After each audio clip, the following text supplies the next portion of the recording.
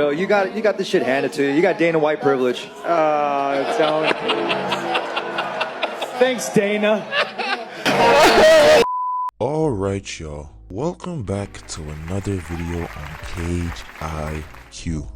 Yo, did you ever just look at a fighter, right, and think, yo, how on God's green earth did you get to this situation? Who did you have to suck off to get these matchups, to get these free wins, to get these title shots, to get this big bump up in the rankings, even though you're not that guy? I'm talking about the most privileged fighters in the UFC today in each division. Now without further ado, let's get into it. Run the intro.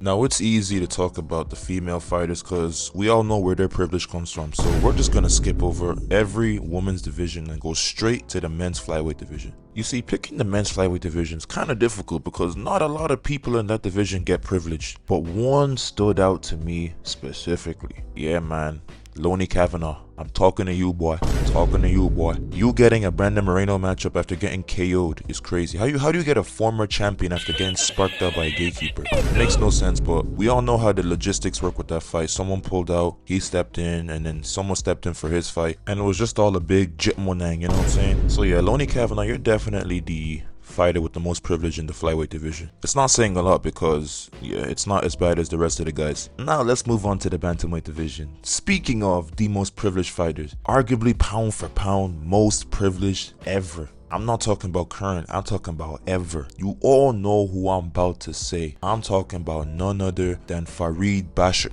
Yeah, I'm joking, bro. Get that nigga, bro. Sean O'Malley, that pink-haired, lanky, shitty-ass tattoo having striker. I ain't gonna lie, he's a hell of a striker though. I will say that he's a hell of a striker. Bro, tell me why you had Snoop Dogg commentating on your Dana White Contender Series fight. Who are you to have Snoop Dogg yelling your name, O'Malley? O'Malley! 3-piece dinner with biscuits. O'Malley! O'Malley! O'Malley! O'Malley! O'Malley! Bro, who are you to get Peter Yan after beating Raulian Paiva, Pedro Munoz, bro? You got a former champion after beating those bum ass niggas. You KO'd Eddie Wineland. Nice, bro. Nice, man. 42 years old. Shitty ass. All the guys you've beat, where are they now, bro? Where are they now? They've all moved on from the bantamweight division. Cheeto, cooked. Aljo, gone. Wineland, gone. Paiva. Chris Moutinho. Bro, let's not even talk about Chris Moutinho again. Bro, get that nigga out of here, boy. And now you've lost your belt and you're fighting on the White House. Oh wow, what a big surprise. What a big surprise that you're fighting on the White House card. Who would have saw that coming, huh? Sean O'Malley is the biggest and most privileged fighter in the UFC today. Or is he? Or is he? It's time. I just showed it. Take care of this kid. I'm over, man.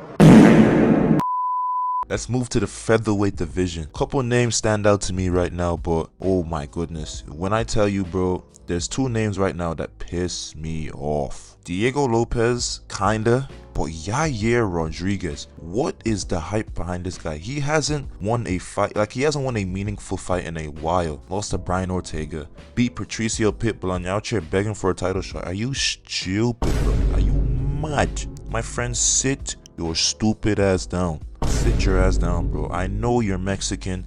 Dana loves his Mexicans for some reason. I don't get it. I don't like the way you're forcing this market upon the guys. Yes, Mexico's a big market, but bro, you need good fighters from Mexico to have a good market. Don't force it if they're not good. Give it time, bro. Yair Rodriguez, he can put on very fun, exciting fights, but he does not deserve title shots after beating Patricio Pitbull. And I'm glad he ain't get it. There was a world where they were actually thinking about it. Just cause he's Mexican. Bro, fly. Get your ass head back of the line, bro. Fight some hungry contender. Then we can talk about it. I'm tired of that nonsense, bro. But hey, if you want to talk about pound for pound most privileged, you can't talk about none other than Paddy Pimblett in the lightweight division, bro. Where do I start with Paddy, man? Rob Jarrett Gordon got a title shot from beating Michael Chandler in the big 2025. That's all you need to hear, bro. That's all you need to hear. If you ever watch Paddy Pimblett fight, he looks like a fish out of water sometimes. If you ever see him on the feet, he just looks like he should not be in there with the best of the best. But he is somehow. Now, we could have went with Mauricio Rufy. Mauricio Rufy right now is a close second. He's a close second because he lost to BSD and got a higher ranked opponent after that, which just doesn't make sense. You know how the UFC works nowadays, man. They're trying to push all these guys. But Paddy Pimblett is easily the most privileged fighter in that weight class, bro. Come on, man. Let's not even debate. Let's not even debate, bro.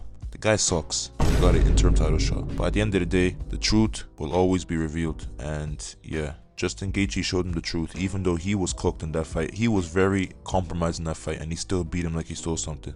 So at the end of the day, bro, the truth will always be revealed. But yeah, man, those are the most privileged guys. Let me know what you think in the comments, and I'm out of here. We can do this the easy way, or we can do it the hard way. The choice is yours.